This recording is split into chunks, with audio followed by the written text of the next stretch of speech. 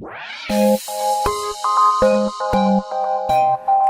sur Écologie TV. Aujourd'hui, le thème abordé est le recyclage. Le recyclage, c'est transformer les déchets en un tout nouvel objet. C'est l'idée de faire du neuf avec du vieux. Il permet donc de traiter des déchets, mais également de créer de nouveaux objets. Il y a 3 types de recyclage: l'organique, le mécanique et le chimique. Tout de suite, un petit retour en arrière sur les origines du recyclage. Allons voir nos historiens. Le principe du recyclage apparaît par manque d'hygiène sous François Ier. C'est comme ça que se sont créés les premiers systèmes de collecte qui sont très vite mis en place dans les grandes villes de France. Mais c'est véritablement au XIXe siècle qu'a lieu la réelle prise de conscience grâce à la découverte de Pasteur sur les bactéries et la forte industrialisation. On cherche des moyens pour contrer les risques de problèmes sanitaires et la multiplication des déchets. C'est ainsi que se développent les égouts, les stations d'épuration, et on a même l'apparition de premières lois, comme l'arrêt gouvernemental de 1870 qui interdit le dépôt de déchets ménagers sur les voies publiques. C'est ainsi qu'en 1883, Eugène Poubelle invente un célèbre récipient dont je vous laisse deviner le nom. C'est à cette époque que commence le tri avec l'utilisation de plusieurs poubelles. Je rajouterai même la loi royale de 92 qui oblige les communes françaises à valoriser le recyclage des déchets.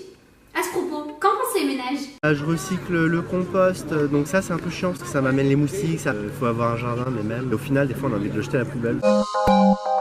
Au niveau du recyclage, non, il y a plein de gens, moi je vais dans les poubelles, ils savent pas du tout quoi mettre, ils mettent n'importe quoi, même du verre, du bois. Ils ont rien compris, enfin certains n'ont pas fait l'effort pour prendre. Dans la manche, on a ce qu'on appelle les ambassadeurs du tri, des personnes qui se déplacent auprès d'associations, de groupes de personnes, pour vraiment expliquer quel geste à faire. On devrait avoir une poubelle, chacun chez soi, divisée en deux, avec plastique et compost, ça serait top. Ici sur le marché, pour mettre les cartons, on n'a pas une poubelle faite pour les cartons. Qu'en est-il du côté des entreprises? Je suis Nicolas Ventris et je suis responsable de la RSE pour le groupe La Banque Postale. On recycle dans tous les sièges qui sont répartis sur tout le territoire national. C'est une démarche qui est complètement cohérente dans le cadre de la politique de développement durable de l'entreprise. La Banque Postale fait partie du groupe La Poste, comme vous le savez. Et le groupe La Poste, parmi ses filiales, on a développé une il y a quelques années qui s'appelle Recigo.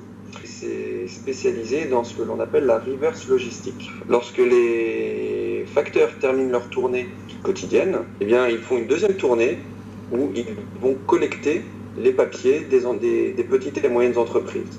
Une fois que ces papiers sont collectés, ils sont envoyés dans une entreprise partenaire qui les recycle. Ce sont des contrats qui rémunèrent le groupe La Poste.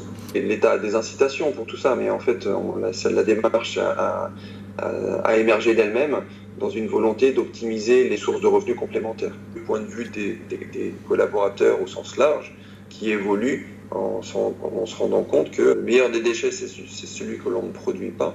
Pour plus d'informations, nous allons voir notre experte en recyclage. On a d'énormes bénéfices économiques et environnementaux. On a une réduction des déchets, une optimisation de l'utilisation de l'énergie, une forte création d'emplois, une protection de la nature et on économise énormément les matières premières. On a juste un processus qui est très long et coûteux. On a des charges par contre pour les ménages. En moyenne, les ménages payent 120 € par an. Tous les déchets ne sont pas recyclables et on a une perte de la qualité des matières premières. L'absence de recyclage a des conséquences néfastes sur l'environnement et sur la vie des populations. Un continent de déchets plastiques de la taille de la France s'est même formé dans l'océan Pacifique. La solution à ces problèmes est donc naturellement le recyclage. La sensibilisation des populations doit également s'intensifier à l'échelle mondiale. L'émission touche à sa fin. On se retrouve la semaine prochaine sur Écologie TV pour aborder le thème du Green Business.